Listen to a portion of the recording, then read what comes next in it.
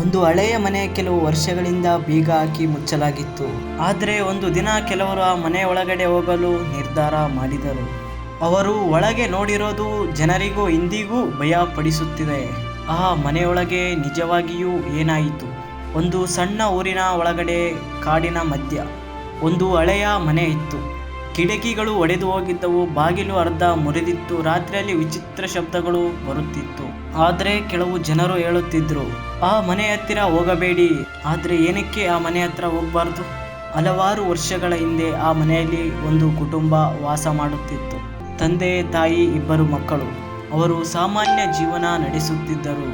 ಆದರೆ ಒಂದು ರಾತ್ರಿ ನೆರೆ ಮನೆಯವರಿಗೆ ವಿಚಿತ್ರ ಶಬ್ದ ಕೇಳಿಸಿತು, ಯಾರೋ ಜೋರಾಗಿ ಕೂಗಿದ ಹಾಗೆ. ಮುಂದಿನ ದಿನ ಮನೆಯ ಬಾಗಿಲು ತೆರೆದಿತ್ತು, ಆದರೆ ಒಳಗೆ ಯಾರೂ ಇರಲಿಲ್ಲ. ಕುಟುಂಬ ಸಂಪೂರ್ಣವಾಗಿ ಕಾಣೆಯಾಗಿತ್ತು. ಆ ಘಟನೆ ಆದಮೇಲೆ ಜನರು ಆ ಮನೆ ಹತ್ರ ಹೋಗೋದು ಅವಾಯ್ಡ್ ಮಾಡಿದ್ರು. ರಾತ್ರಿ ಹತ್ತಿರ ಹೋಗೋದೇ ಇಲ್ಲ. ಕೆಲವರು ಹೇಳ್ತಾ ಇದ್ರು, ಕಿಟಕಿಯೊಳಗಡೆ ಯಾರೋ ಕಾಣಿಸ್ತಾ ಇದ್ದಾರೆ, ರಾತ್ರಿ ಗೆಜ್ಜೆ ಶಬ್ದ ಬರುತ್ತದೆ ಎಂದು. ಒಬ್ಬ ವ್ಯಕ್ತಿ ಧೈರ್ಯ ಮಾಡಿ ಒಳಗೆ ಹೋಗಿದ, ಆದರೆ ಅವನು ಹೊರಗಡೆ ಬಂದಮೇಲೆ ಮಾತೇ ಆಡಲಿಲ್ಲ.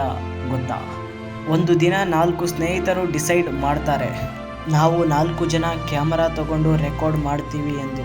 ಅವರು ರಾತ್ರಿ ಕ್ಯಾಮ್ರಾ ಟಾರ್ಚ್ ತಗೊಂಡು ರಾತ್ರಿ ಒಳಗಡೆ ಹೋಗ್ತಾರೆ. ಮೊದಲು ಎಲ್ಲವೂ ಸೈಲೆಂಟ್ ಇತ್ತು.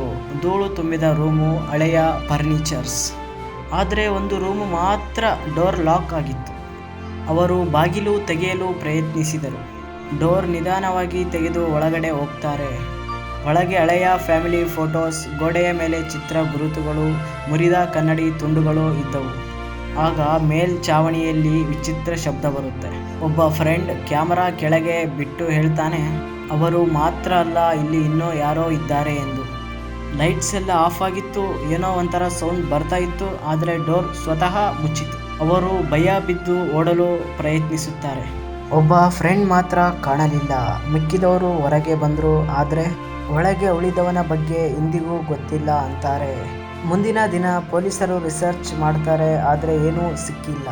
ಒಂದು ಕ್ಯಾಮ್ರಾ ಸಿಕ್ತು. ಆ ಕ್ಯಾಮ್ರಾ ರೆಕಾರ್ಡಿಂಗ್ನಲ್ಲಿ ಕೊನೆಯದಾಗಿ ಕೇಳಿಸಿದ್ದು ಒಂದೇ ಕೂಗು. ಆ ಮನೆಯೊಳಗೆ ನಿಜವಾಗಿಯೂ ಏನಿತ್ತು? ಇದು ಕೇವಲ ಕಥೆಯ, ಅಥವಾ ಇನ್ನೂ ಅಲ್ಲಿ ಯಾರಾದರೂ ಇದ್ದಾರಾ? ಕಮೆಂಟ್ನಲ್ಲಿ ಹೇಳಿ. ಹಂಗೆ ಲೈಕ್ ಮಾಡದೇ ಇರೋರು ಲೈಕ್ ಮಾಡಿ, ಸಬ್ಸ್ಕ್ರೈಬ್ ಮಾಡದೇ ಇರೋರು ಸಬ್ಸ್ಕ್ರೈಬ್ ಮಾಡಿ. ಈ ಕತೆ ಇಷ್ಟ ಆಗೇ ಇರುತ್ತೆ, ಆಗಿಲ್ಲ ಅಂದರೆ 100% ಡಿಸ್ಲೈಕ್ ಮಾಡಿ. ನಾನು ಒಂದೇ ಮಾತು ಹೇಳೋದು, ನೆಕ್ಸ್ಟ್ ವಿಡಿಯೋ ಮಾಡೋಕ್ಕೂ ಮುಂಚೆ ಪಾರ್ಟ್ 2 ಅಂತ ಕಮೆಂಟ್ ಮಾಡಿ.